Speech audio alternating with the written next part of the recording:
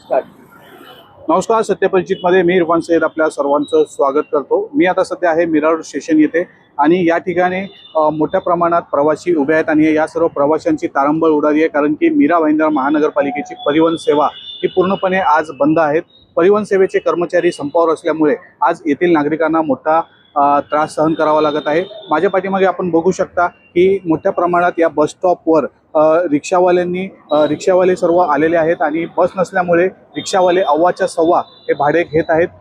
नागरिकांना इथे या ठिकाणी बस नसल्यामुळे रिक्षाने प्रवास करावा लागत आहे आणि रिक्षावाले आज मीटरने शेअरिंगने या ठिकाणी घेऊन जात आहे प्रवाशांना आणि यामुळे प्रवाशांना एक आर्थिक भुर्दंड हा सहन करावा लागत आहे। मीरा भाईंदर महानगरपालिकेच्या परिवहन बस सेवेमुळे कुठलीही पूर्वसूचना न देता या सर्व नागरिकांना आज या संपाचा सामना करावा लागत आहे।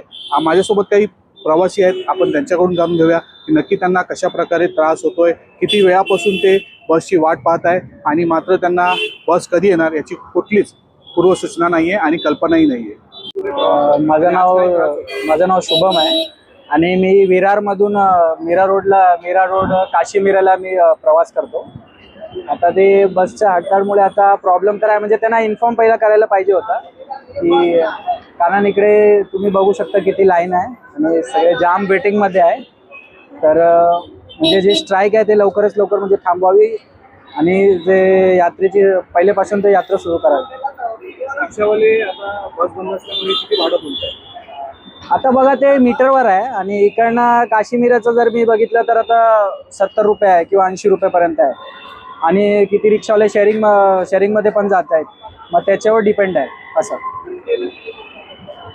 की टाइम पे बस सर्विस है ना कुछ है। हम लोग देखो जीसीसी जाना है, 17 नंबर आती है, वो भी टाइम पे नहीं आती। बिफोर टाइम पहले, बिफोर टाइम वो। तो बस तो इतनी भंगार हो चुकी है कि पूछो मत। 50-60 जैसा मन में आया। अभी तो वो लोग का भी भाव बढ़ गया, डिमांड। धन्यवाद, शुभ रात्रि। आपका नाम क्या है और आप कितने सालों से विरोड में एमबीएमटी की बसों का इस्तेमाल कर रहे हैं? मेरा नाम आर्यन राय है, मैं मलाड में रहता हूँ। 3 साल से मैं एमबीएमटी के बस से ट्रैवल कर रहा हूँ।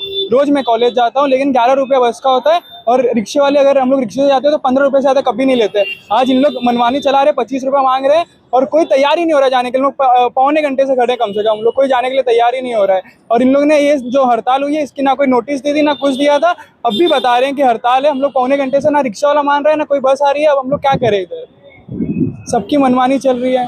आने के बाद पता चल रहा है कि यहाँ पर रिक्शे का हड़ताल है, ऑटो का, सॉरी।